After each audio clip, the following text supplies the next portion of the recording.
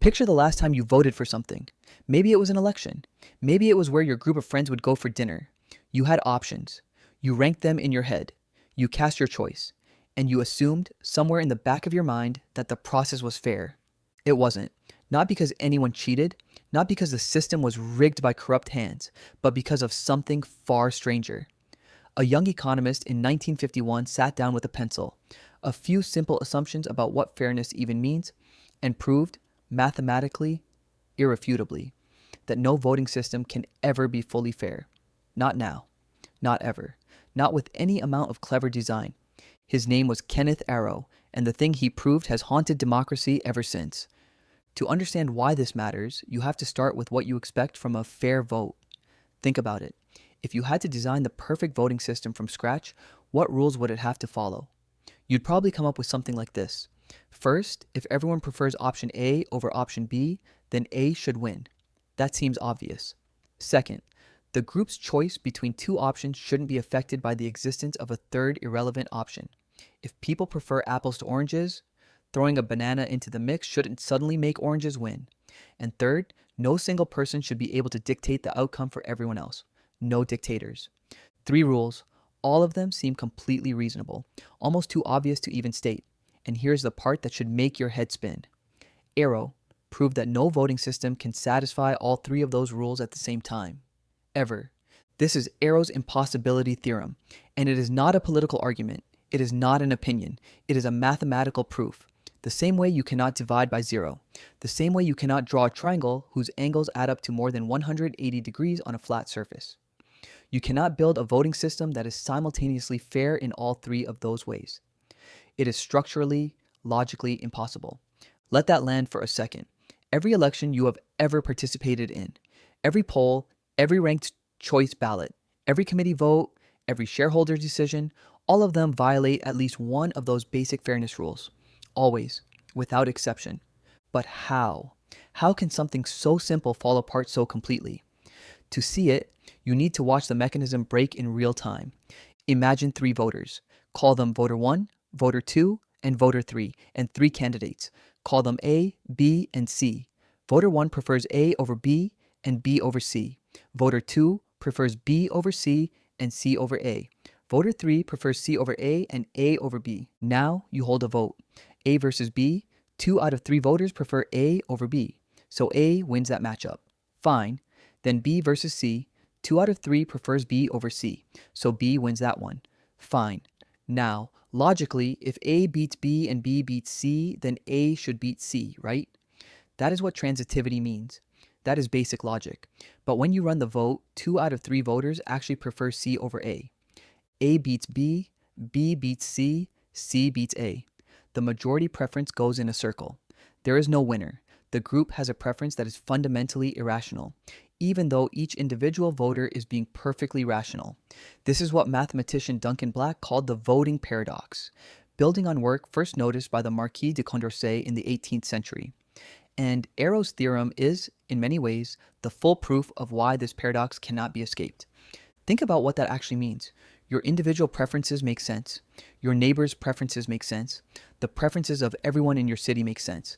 But when you aggregate them, when you try to combine them into a single collective choice, the math can produce something that makes no sense at all. The group can want things in a loop, and any voting system you design to fix that problem will break one of the other fairness rules instead. Here is where it gets even stranger. Different voting systems make different trade-offs, and those trade-offs are not neutral. They have consequences. Take the simple plurality system, the one most democracies use. You vote for one candidate. The one with the most votes wins. This system violates the second fairness rule almost constantly, the independence of irrelevant alternatives. When a third-party candidate enters a race, they can drain votes from the candidate who is closest to them ideologically, handing the victory to the candidate who is farthest from the preferences of the majority. Political scientists call this the spoiler effect. Kenneth Arrow would call it exactly what he predicted. Now try ranked choice voting. Voters rank all the candidates in order. You eliminate the lowest ranked candidate, redistribute their votes, and repeat until someone has a majority. This seems more sophisticated, more fair, and in some ways it is, but it still violates Arrow's conditions. It is still possible for a candidate who would beat every other candidate in a head-to-head matchup to be eliminated early because they were no one's first choice. That candidate, called the Condorcet winner, simply disappears from the process. The system that was supposed to be fairer can still produce an outcome the majority would reject. And if you try to design a system that guarantees the Condorcet winner always prevails, you end up violating other fairness properties or creating systems so complex they become practically unusable. Every door you try to open leads to a wall. Economist Amartya Sen, who won the Nobel Prize in Economics in 1998, extended Arrow's work into questions of individual liberty and showed that even trying to incorporate basic freedoms into a social choice framework creates new impossibilities. The deeper you go into the math of collective decision-making, the more the floor keeps disappearing beneath you.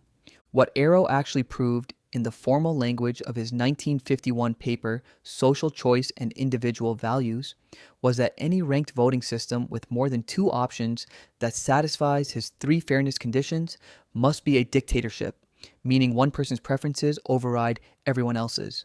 There is no middle ground, no clever design, no hybrid system that threads the needle. You either accept some form of unfairness or you accept one person making the decision for everyone.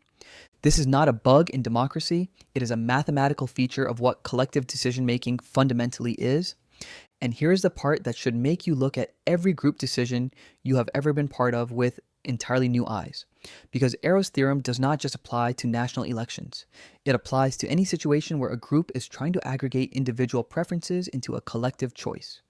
Your company's hiring committee, the way your city council sets its budget priorities, the algorithm a streaming platform uses to recommend what the average viewer wants to watch, the way a hospital ethics board makes decisions for patients who cannot speak for themselves.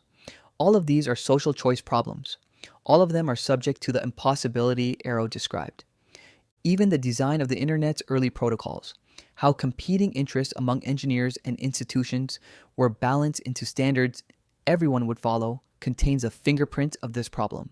There is no neutral aggregation. Every system bakes in some kind of bias, some trade-off, some violation of one fairness principle to preserve another. The reason this feels so unsettling is that you were raised with a story. The story is that democracy is not perfect, but it is the best system humans have invented because it reflects the will of the people. It converts individual preferences into collective decisions. It makes the voice of the many the law of the land. Arrow did not say that story is wrong. He said it is incomplete. He said the will of the people cannot always be coherently defined. Not because people are irrational, but because the math of aggregating rational individual preferences can produce collective irrationality. The group can be smarter than any individual in many ways, but it can also want things in a circle. And there is no voting system that prevents that. What Arrow's theorem actually forces you to do is stop asking which voting system is fair and start asking a harder question. Which fairness properties matter most for this particular decision? Because you cannot have all of them. You have to choose. And who chooses which fairness rules to prioritize is itself a political decision. One that is usually made not by voters, but by the people who design the systems voters use. The last time you voted for something, you were participating in a system someone else designed. They chose which fairness properties to preserve and which to sacrifice. And they probably never told you. Kenneth Arrow was 29 years old when he published his proof. He later won the Nobel Prize in Economics in 1972, in part for this work.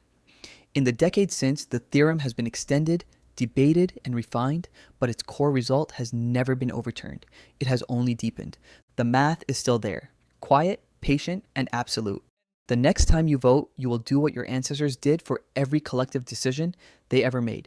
You will choose. You will combine your voice with others, and you will hope the system you're using gets it close enough to a right. Not because it is perfect, but because imperfect collective decisions made transparently with shared rules are still better than the alternative. But now you know something most voters never learn, that the system itself, any system, carries a hidden impossibility inside it. Right there in the math, the last time you voted, you were not just casting a ballot. You were choosing which kind of unfairness you could live with.